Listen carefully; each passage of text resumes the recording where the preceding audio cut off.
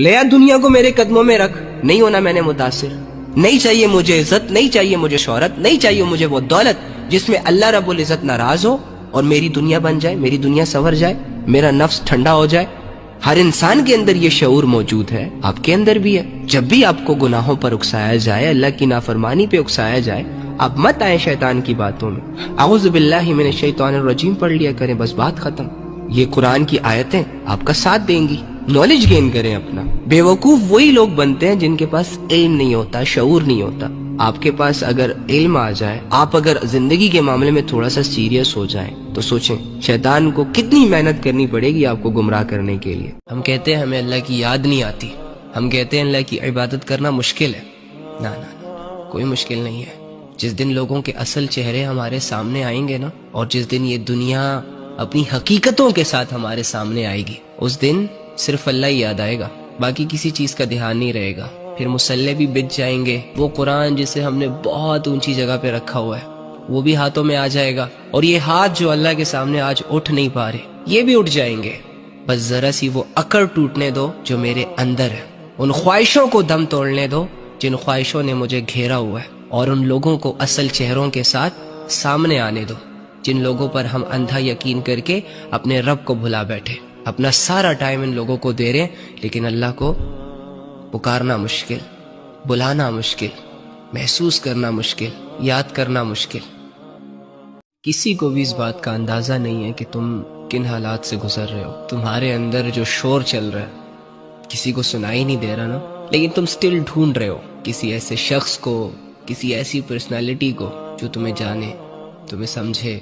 मत ढूंढो, नहीं मिलेगा कोई भी, क्योंकि जो समझता है, जिसे हमारी कदर है, जिसे हमारी परवाह है और जो हमें समझ रहा है, उस जात को तो हम भुला बैठे। तो फिर इन मिट्टी के पुतलों से क्या उम्मीदें लगाना। कोई है जो तुम्हें समझता है, कोई है जो उस शोर को जानता है जो तुम्हारे अंदर चल रहा है, कोई है जो तुम्हें बिना मतलब के सुनना चाहता है, तुम्हें एक मुकाम तक पहुंचाना चाहता है। मैंने और तुमने उसकी तरफ ध्यान नहीं दिया।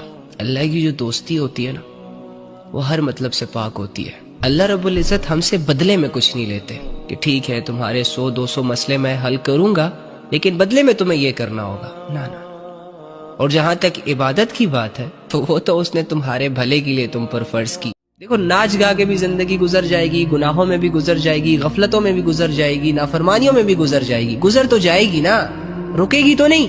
दुनियावी एतबार से फिरौन बादशाह था, हर ख्वाहिश पूरी हो रही थी उसकी, लोगों के दिलों में उसका खौफ भी डेवलप था। बेताज बादशाह था, डॉन था, बदमाशियां, अकड़, फखर, खुदाई दावों से भरा था।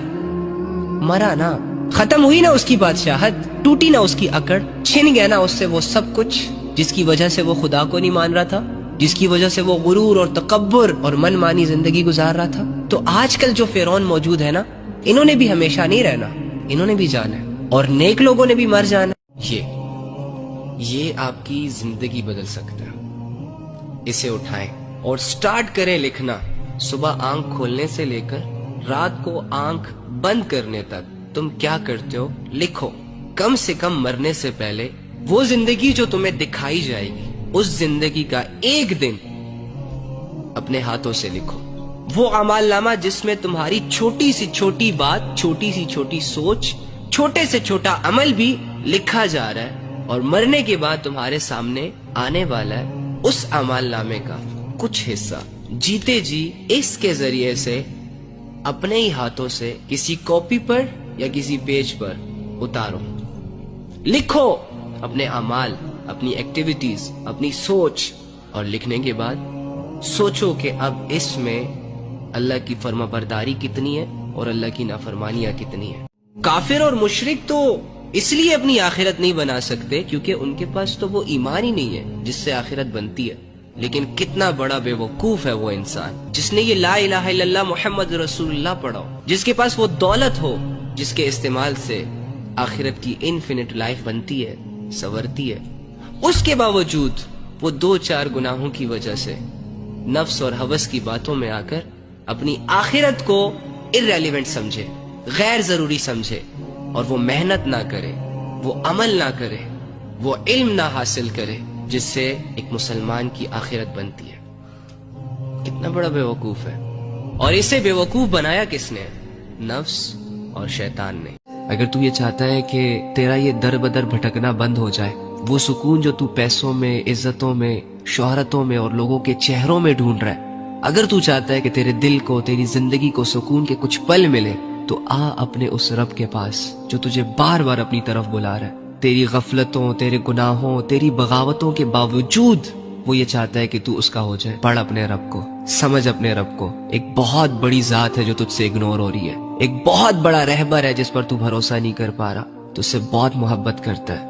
اس کے پاس یہ اتھارٹی ہے کہ تیرے تمام گناہوں کو ایکسپوز کر دے۔ وہ اعمال جو ہم دنیا سے چھپاتے پھرتے ہیں، ہمارے گھروں کے دروازوں پہ وہ لکھ سکتا ہے، تمہارے چہروں پہ وہ لکھ سکتا ہے، لیکن نہیں لکھ رہا۔ تیرے اعمال پر جو وہ پردے ڈال رہا ہے نا بار بار، یہ اس کی محبت کی نشانی ہے، یہ اس کی رحمت کی نشانی ہے۔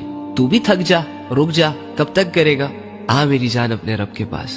کتنا بدنصیب اور کتنا غافل ہے وہ انسان کہ جو سال کے 11 مہینے بھی اپنی مرضیوں پر چلتا رہا، گناہوں کی گندگیوں میں منہ مارتا رہا، سال بھر اسے اللہ کی یاد نہ آئی، سال بھر اس نے پراپر طریقے سے ایک نماز نہیں پڑھی، سال بھر یہ موبائلوں میں، بے حیائیوں میں، لڑکیوں کے ساتھ، لڑکوں کے ساتھ، irrelevant چیزوں میں اپنی زندگی گزارتا رہا، اور اس کی بغاوتوں کے باوجود، اس کے گناہوں کے باوجود، اس کے بے حیائیوں کے باوجود اللہ رب العزت نے اس پر اتنا بڑا انعام کیا کہ اسے رمضان جیسا مہینہ دے دیا۔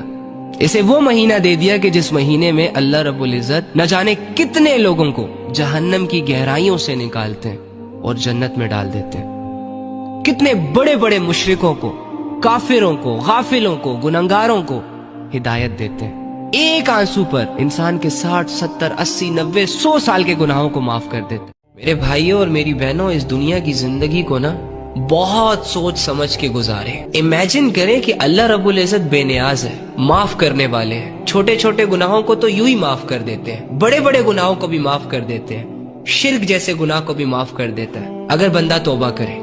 اب اتنا معاف کرنے والا رب، پوری دنیا کو کھلانے پلانے والا رب، پوری دنیا کو زندگی دینے والا رب، جن لوگوں کے لیے جہنم کا فیصلہ کرے گا، ان لوگوں نے پتہ نہیں کیا کیا ہوگا، ان لوگوں نے نہ جانے اس دنیا کی زندگی میں اللہ کو کتنی دفعہ اگنور کیا ہوگا، اللہ کی آیتوں کا کتنی دفعہ انکار کیا ہوگا، تب جا کے وہ اللہ کی نظروں میں اس قابل بنے کہ ان کے لیے جہنم کا فیصلہ کرو۔ سوچا کریں کچھ بھی کرنے سے پہلے کہ جو میں کر رہا ہوں وہ اللہ کی نظر میں ٹھیک ہے کہ نہیں ہے۔ تو اگر آپ کا ضمیر آپ کو یہ اجازت دے نا کہ اللہ کی طرف سے اس چیز پر، اس کام پر کوئی پابندی نہیں ہے، تو وہ کر لیا کریں، کوئی بات